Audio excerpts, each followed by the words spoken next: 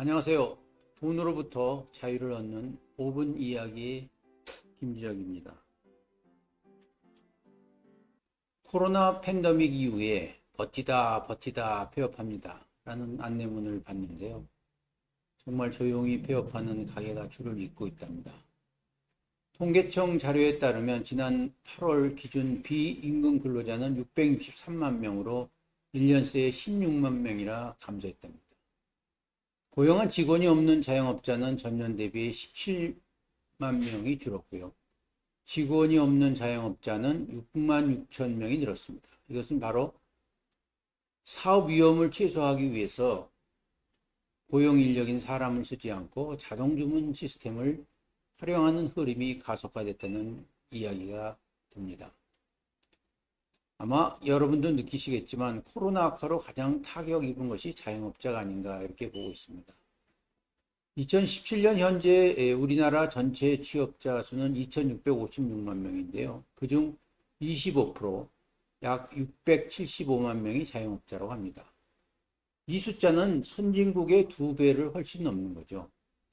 그래서 많은 분들이 의아하게 생각합니다. 왜 이렇게 자영업자가 많은가? 그 이유에 대해서는 설왕설래가 있습니다만 제가 판단하기는 산업화의 정도가 조금 미흡했고 또 노동시장이 유연하지 못하고 또 개인 소득세나 사회보장 분담금이 많고 아직도 조세회피 가능성이 있기 때문에 아마 자영업자들이 많지 않나 이렇게 보고 있습니다.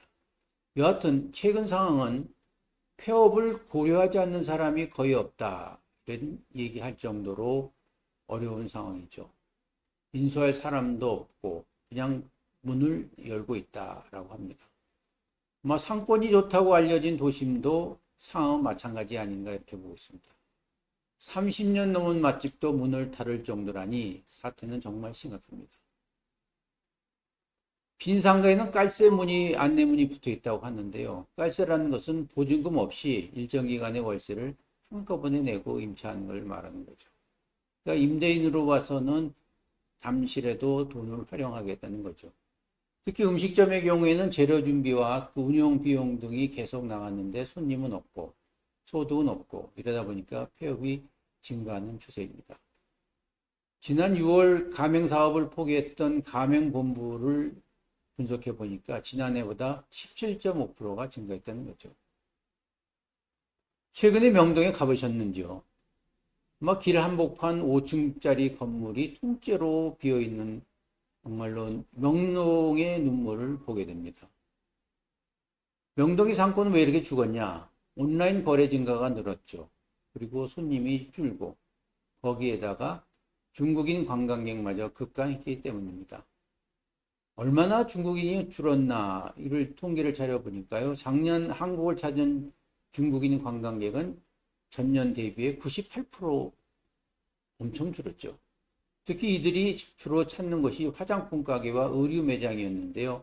이 두 업종이 크게 폐업이 늘어나고 있습니다. 한국부동산원에 따르면 지난해 4분기 명동의 중대형 상가 공식률은 22.3%라 합니다. 이것은 전년 동기 대비 8.9%의 2.5배가 늘어난 거죠. 특히 1년이 넘게 이어진 방역 지침으로 인해서 유동인구가 크게 감소했죠. 게다가 집합금지 등 영업 제한 기간이 있었죠. 그렇기 때문에 굉장히 어려움을 받았은 걸 보고 있습니다.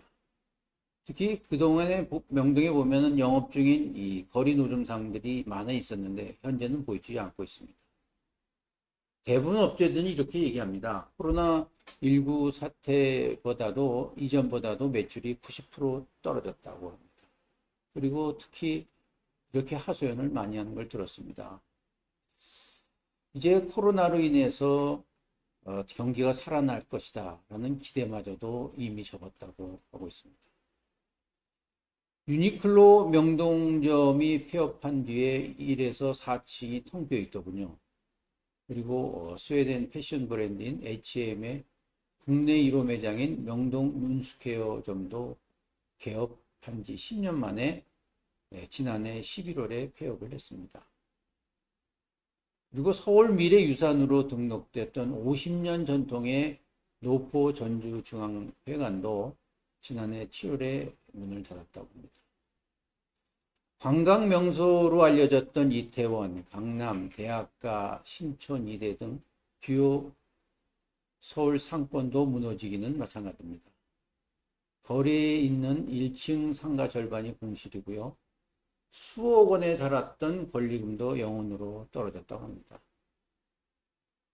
폐업 비용마저도 수천만 원에 들기 때문에 일부 자영업자들은 무기한 휴업에 들어가기도 했습니다.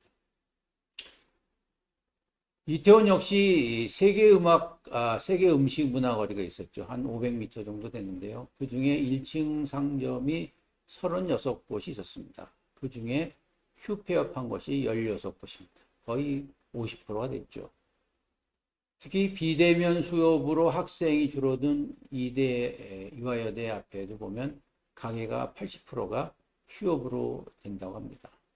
아마 매출을 다 합쳐도 고정비를 감당을 못한다 이렇게 분석합니다.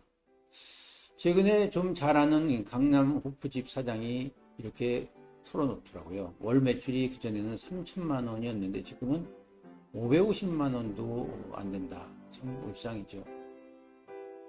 여러분이 좋아하시는 김수용 시인이 올해 태어난 지 100주년이 되는 해입니다.